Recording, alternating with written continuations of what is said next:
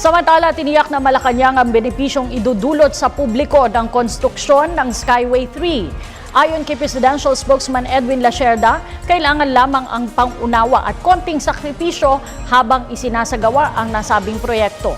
Si Elena Luna sa detalye. Umapila ang palasyo sa publiko ng pangunawa sa pagsisimula ng paggawa ng Stage 3 ng Metro Manila Skyway. Inaasahan ang pagbigat ng daloy ng trapiko dulot ng kalsada ang gagawin mula Buendia sa Makati City hanggang Balintawak sa Quezon City. I think we're in a situation right now that we're going through the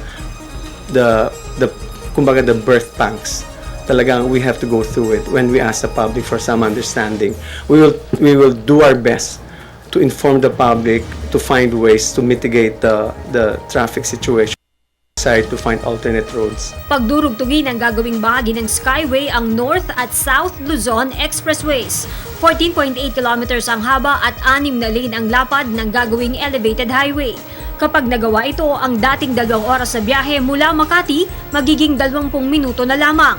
Ngunit bago maramdaman ang ginhawang ito, kailangang magsakripisyo. Ayon sa palasyo, direktiba ng Pangulo sa mga kinauukulang ahensya ng pamahalaan na ibsan ang magiging pasanin ng publiko. If you remember, that's also the concern of the President in every infrastructure project.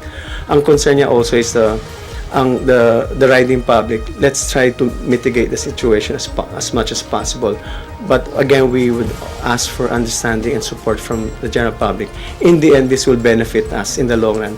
It's just that we who are traveling or traversing those pathways will be bearing the traffic lang. So we ask for some understanding.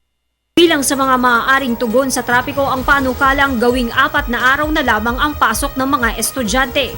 Habang pinag-aaralan pa ito ng CHED, sinabi ni Presidential Spokesperson na Edwin Lacerda na malapit na ang bakasyon ng mga estudyante kaya mababawasan ang traffic. So we will have some reprieve. We're moving towards summer.